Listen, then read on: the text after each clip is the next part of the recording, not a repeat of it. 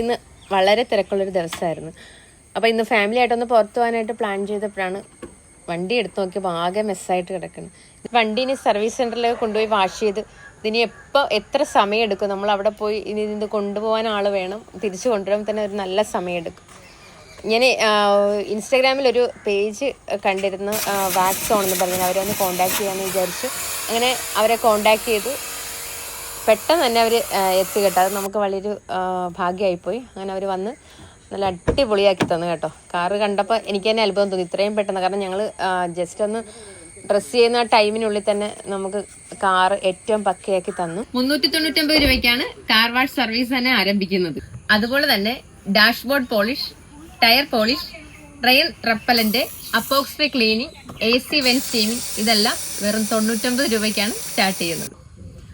അപ്പൊ ഇവരെ കോണ്ടാക്ട് ചെയ്യാനുള്ള നമ്പർ താഴെ കൊടുക്കാം.